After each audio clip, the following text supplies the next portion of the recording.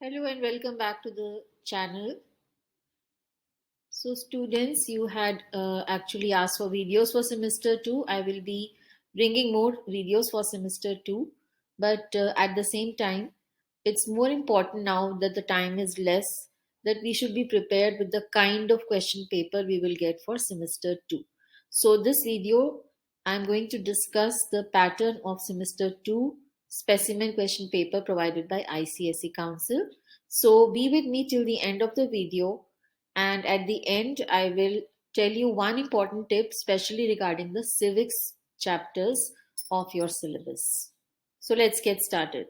So this paper is, again, as you see, it is of 40 marks, and the time given to you is 1.5 hours, that is 90 minutes. And then you have part 1, which is compulsory, that is again the MCQ pattern. And then part 2, like you had previously, there are two sections. Section A refers to civics and section B refers to history. So let's see what is there in the paper. We can discuss MCQs of the first part, and then we will just see the pattern of questions in section A and B of part 2. That is the long answer questions. Now you can see that there are MCQs of 10 marks. So out of 40, easily 10 marks you can gain, and you just have to write for 30 more marks, right? So seeing the first question here, choose the correct answer to the question from the given options. The first one is the procedure to remove the president is called. Options are impeachment, interpellation, resolution, or prorogation. As you have done in term 1 or semester 1, you know that all these terms are referring to the union parliament, but the procedure to remove the president is called the impeachment. Then the next one, the president's address is prepared by, the correct answer here is the cabinet. It is not prepared by vice president, Rajya Sabha or parliament. It is prepared by the cabinet because the real executive power lies with the cabinet. The next one, the dash is considered to be the leader of the Lok Sabha. Now, leader of the Lok Sabha, children normally get confused here. It is not the speaker, children. The leader of Lok Sabha is the prime minister because he is the leader of the ruling party or the majority party in the Lok Sabha. So always remember, leader of Lok Sabha is the prime minister and not the speaker. Speaker option is given here, so you should not get confused. Leader of Lok Sabha is the prime minister. Then come to the next one, the composition of Supreme Court. Now, as your book says, it says one Chief Justice and not more than 30 other judges. So the answer here is option number B.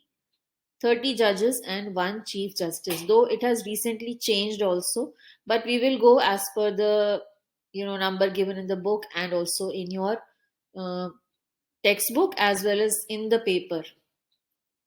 So it is 30 judges and one Chief Justice. Let's go on to the fifth question. Under the dash powers, the High Court will check the judgment of subordinate court. Now, this can be tricky. This is always tricky because children normally get confused with the kind of jurisdictions of the Supreme Court and High Courts. Here it says advisory, revisory, judicial review, or original jurisdiction. Now, if you really read these thoroughly, you will know advisory is to advise someone. Now, the question here is High Court will check the judgment of subordinate court. When will it check? When the case will come from the subordinate court to the High Court. And how will it come? That is the original jurisdiction of the High Court. When the case comes to the High Court will check what was the decision given by the subordinate court. Why it cannot be advisory? Because as the name says, it is advice. Revisory, where the High Court revises its own judgment. So this cannot be in this case.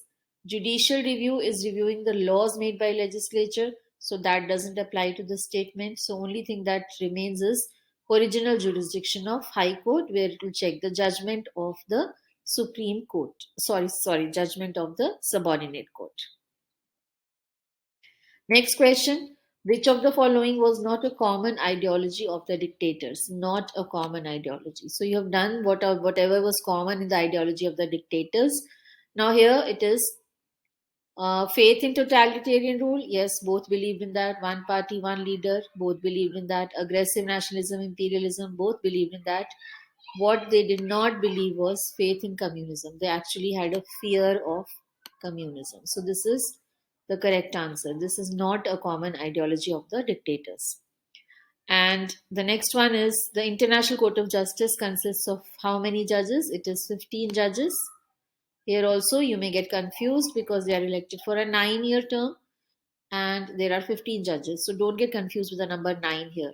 There are 15 judges, 9-year term. 15 judges, 9-year term. ऐसे आप याद रख सकते हैं.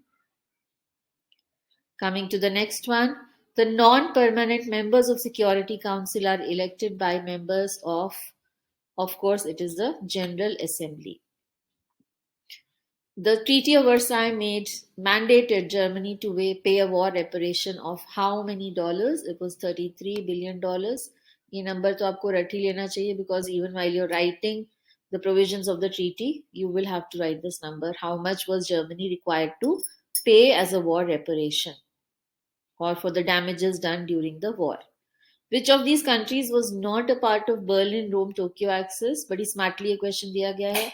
Berlin refers to Germany, Rome refers to Italy, Tokyo refers to Japan. So it is Germany, Italy, Japan. Now they are asking which was not a part of the Germany, Italy, Japan axis in a way you can say, or Berlin, Rome, Tokyo axis. It was France. तो अगर आप ये crack कर ले, easily you can gain 10 marks direct in your paper for the semester 2 exam. Now moving on to part 2, you have questions related to the section on history and section on civics. At the end of the video, I'm going to tell you a very easy way to tackle the questions or the chapters in civics. So be with me in the video. The executive power of the Indian Union is vested in the president. So in the context of president, now you will see the pattern here, children, is 2, 2, 3 and 3. So it is 10 marks question. Sara aapko karna, there is no internal choice. So once you select question 2, that means you have to do all parts of question 2, right? So there are 2 questions of 2 marks and 2 questions of 3 marks each.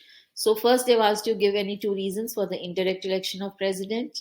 Then next is mention any 2 discretionary powers of the president. Number 3, mention any 3 legislative powers of the president. And number 4, name the 3 kinds of emergencies that can be proclaimed by the president. So this is, I would say, a very direct question referring to the president and his powers. Next is question number 3. Supreme Court is the head of entire system of judiciary. Now mention any 2 qualifications required by a person to be the judge of Supreme Court. 2 marks. Easy one. Who appoints the judges of Supreme Court and what is their term of office? That is also another easy direct question. Mention any 3 cases which come under original jurisdiction of Supreme Court. Again, a very commonly asked question, and as students, I think your teachers will also prepare you. This is something expected in a Supreme Court chapter, that you will be asked what are the 3 cases which are, a part of the original jurisdiction, which come originally to the Supreme Court. Why is the Supreme Court called a court of record? That is for 3 marks. Now, something in these civics questions, you will see that in the chapter of president, there is no mention or no question from the vice president. But that doesn't mean that in your exam, you will not get question from the vice president part. So don't think like that, because this is just a sample. You may get 3 questions from the president and 1 question asking you about the qualifications required to be a vice president. So it can be a mix here. And here also in the Supreme Court chapter, you will see there are no questions of High Court or subordinate courts, Lok Adalats. But definitely you may get a question of 3 marks, which is very common, that mention any 3 advantages of Lok Adalat. Or you may be asked 2 questions of Supreme Court, 1 from High Court and 1 from Lok Adalat. That can also happen. So don't think that only Supreme Court hi pucha jayega, ya only president question will come. No, whatever is the next part of the chapter can be combined. And even in the president's chapter, it's not only the vice president. You have questions from the Prime Minister and the Council of Ministers also that can be asked because it is the same unit. So maybe 2 questions from President, one of Vice President, and one from the question related to the Prime Minister and his Council of Ministers. So you have to prepare the entire unit together. Moving on to section B, that is history. Now, out of civics questions, children, you had to do one. Out of history questions, there are 3 questions given. You have to do any 2. So here also you will see that they've asked the first question related to the First World War. Everything is related to the First World War. So name 2 alliances formed in Europe during the First World War. Name 2 countries which came under dictatorship after the First World War and name the dictators. This is from the Rise of Dictatorships chapter. So again it is mixed. Then explain the Sarajevo Crisis and mention any 3 ways in which Treaty of Versailles benefited France. Now here again you will see that there are questions only from the First World War. Anything can happen. There may be questions only from First World War. There may be a mix like this where they have given one short question from the Rise of Dictatorship, or there may be a mix of questions from First World War, Rise of Dictatorship, and the Second World War, or it could be that one question is only from First World War, next question is only from United Nations, and third question is only from Second World War and NAM. So a mix of questions can be expected, which is not showing in this paper, but you have to be prepared that way. UN in itself will be one 10 marks question. So आराम से आप UN and its agencies का 2 chapters करेंगे. So you will be assured of 10 marks in your exam related to these 2 chapters. So here they've given you the picture study question, that is emblem of UN. What does this emblem represent? Where are its headquarters? Mention any 2 important objectives of the organization. Mention any 3 functions of General Assembly. Composition of Security Council. Very much expected in common questions. Next is you have to give full form of UNICEF and UNESCO. Any 2 functions of WHO. And then here they've mixed a question of non-alignment. So you can see that every chapter will be covered. Right? So in First and Second World War, the mix of question can be that you will also have a question from Rise of Dictatorships, whereas in the chapter or questions on United Nations and agencies, you will also have a question of non-alignment. So don't think these are short chapters and nothing will be asked. Definitely every chapter's questions will be there in the paper.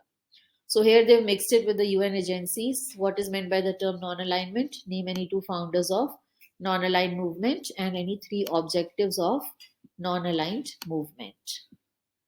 So that is pretty much it about the paper.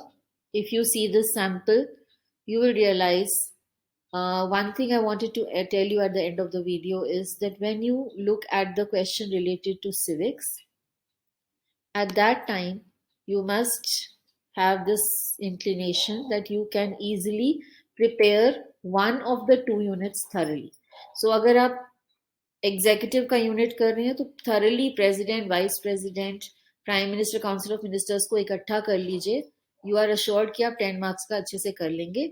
Then if you are finding Supreme Court difficult and the High Court chapter difficult, you can just read it in a way that you are able to solve their short answers. तो आपकी choice exam में आपकी set करके जा सकते हैं कि I will do the question related to executive only or I will do a question related to judiciary only. So this is a tip I wanted to give you. If you prepare the entire unit thoroughly for long answer, other unit for short answer. Similarly, if you want to do Supreme Court chapter in detail, तो Supreme Court, High Court, subordinate courts को अच्छे से कर लीजिए prepare for long answers very thoroughly, because then you will be doing only short answer questions related to the president. तो इस तरह से आप यू विल बी अश्योर्ड कि आप एक अच्छे से क्वेश्चन कर लेंगे सिविक्स का. 10 marks from your MCQs you can gain easily. And even in history part, if you do the United Nations, non-aligned movement and United Nations agencies, you are again assured of one 10 marks question. First and Second World War and Rise of Dictatorships, one 10 marks question, or they may be separated also. So thoda sa dicey hai, but if you select your chapters thoroughly and do them, don't leave the remaining chapters. What you will do is do the remaining chapters for short answers preparation. So we will continue with our videos for term 2, children. Keep up with the channel. Please subscribe. Please subscribe, like the videos, and share them with your friends as much as possible, because it's very demotivating if you see the video, do not like it, and do not subscribe to the channel. That's very disheartening because you're getting some value out of these videos. So please respect that thing. Okay. Thank you, and I'll see you in my next one. Till then, bye bye. Be safe.